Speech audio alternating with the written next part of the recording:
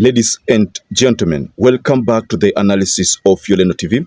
I hope you're well from wherever you're watching this channel. I want us to dive into this debate that is going on regarding the IEBC and the selection panel, the IEBC selection panel. National Assembly had 1 week since the matter was adjudicated upon by a judge, Azimio given 48 hours to give a name, which we did within that stipulated time. Therefore, my brother Speaker Wetangula, being the chair of Parliamentary Service Commission, should have acted with that 1 week. But gerrymandering, buying time so they can allow Muli to go to the Court of Appeal, which is what they did. This debate was brought into place by Supreme Court Judge Lenaola. And what followed is that there have been series of blame games. People like DENIS ITUMBI blaming KALONZO-AUDIO. KALONZO-AUDIO on the other side blaming the government. So the government has been blaming the opposition, and the opposition has also been blaming the government. So there is a lot of blame game going on regarding this IEBC selection. So there's something here that Moses Kuria seems to be saying. And Moses Kuria is saying that we are living dangerously. You know, that is what he says. We are living dangerously. So I want us to go extensively into this statement because there's something here that he says, and let me take you through the statement. He says, even without the Wiper representative at the IEBC selection panel, I agree with Justice Lenaola. The panel is correct. I urge the other members to meet on Monday and kick off the advertising process of IEBC commissioners by Friday, 13th December at the latest. We are living dangerously without an electoral body. So based on this statement, we can confirm that Moses Kuria seems to be throwing the blame on Wiper because of the nomination that Wiper introduced, a nomination that saw a lot of court battles regarding that nomination. So before we get further, please like this video. It's so important if you like this video because that is the only way YouTube shares our content.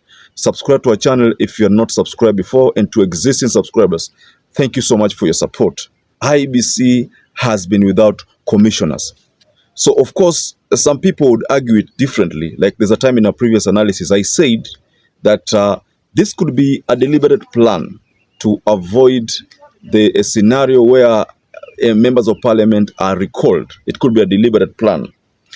If Justice Lenaola had not brought this issue to the public domain again, I don't think Moses Kuria would have made this kind of a move, this kind of statement, because he has been here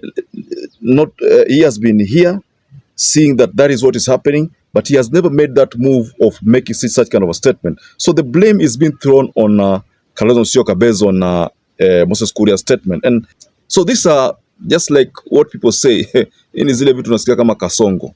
Because let's be honest, we all know that due diligence was not followed. That's why the first IEBC selection panel was nullified, because there was a lot of favorism. You know, people, the camp of Kenya Kwanza selected members of that selection panel, the first selection panel, without considering that Azimio existed, without considering that other factors existed. So the NADCO team that met came to place and introduced, I think, 2 more members in that selection panel. And this gave so many players an ability to be part and parcel of this selection. So we can't say, Moses Kuria can't tell us that KALONZO-AUDIO is the one to blame. I don't agree with Moses Kuria on that part. But in Kenya, everybody has a right to his own or her own opinion. Now, still on this issue, you know, the government seems to be blaming the opposition. And most likely, they are channeling their guns on KALONZO-AUDIO. That's why someone like DENIS ITUMBI shared something which I also wish to share with you in a tweet. He addressed this tweet to KALONZO-AUDIO. This is what he said. His Excellency, KALONZO-AUDIO is being untruthful. His preferred candidate, Koki Muli, lost to Augustus Muli in a fair Azimio election overseen by the IEBC. Kalonzo then convened a meeting and offered Augustus Muli a deputy ambassador position through NLP. promising to secure it via broad-based arrangement. NLP rejected the bribe. Here is a snippet of a 45-minute audio courtesy of source of Kalonzo Musyoka.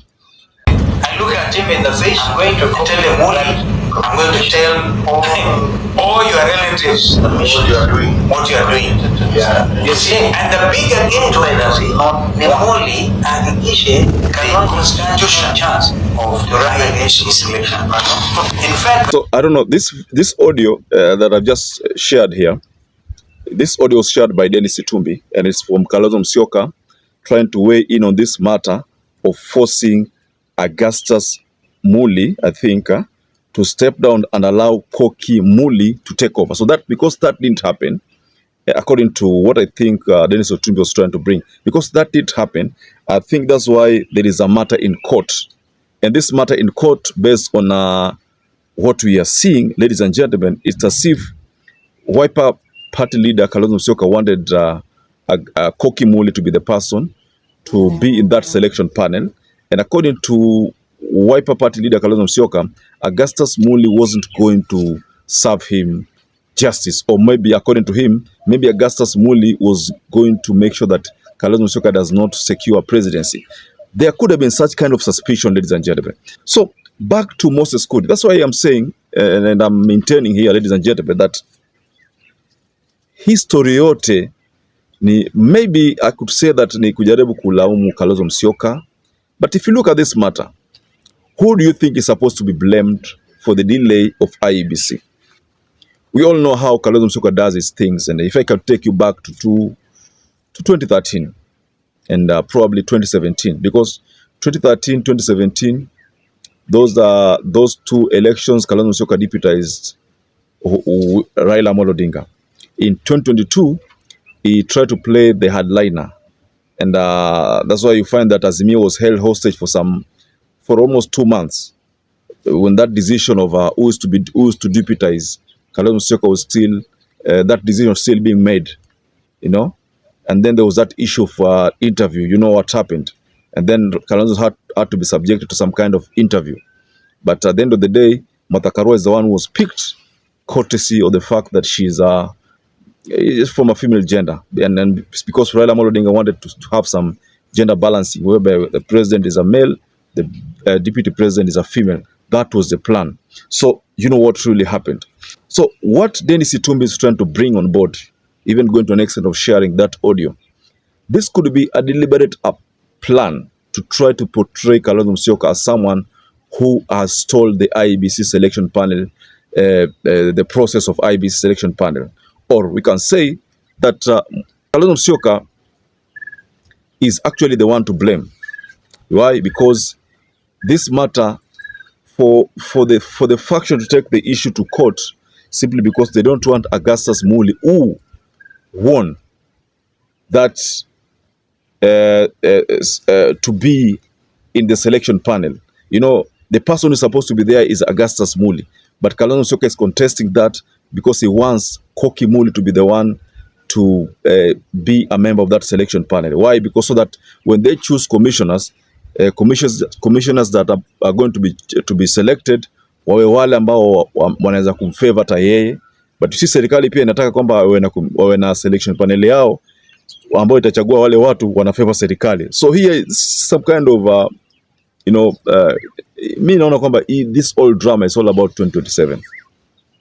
Nani atasupport nani na nini itatokea kwa wale ambao atasupport huyu, and nani atasikiza nani in this all political dispensation. That is what is happening. That's why Moses Kuria's statements, I could say propaganda pia tu, kama vile Sudi alisema propaganda, basi hii pia ni propaganda. If Sudi's words alikuwa anamaanisha there's too much propaganda, then hata hii Moses Kuria pia propaganda. Moses Kuria doesn't have the authority to direct the selection panel to start, their work. He is just an advisor of the president. I think he doesn't have that mandate to do that, but he has made it known to the public that he wants the selection panel to meet on Friday. So to meet so that by Friday they advertise for those positions of commissioners. So, ladies and gentlemen, I'd like to rest my case there, but just go below in the comment section and you can offer a reaction regarding this development. So perhaps if you're watching this video and you've not subscribed, take 1 second and subscribe, like this video. Until you catch up again, stay safe and stay blessed.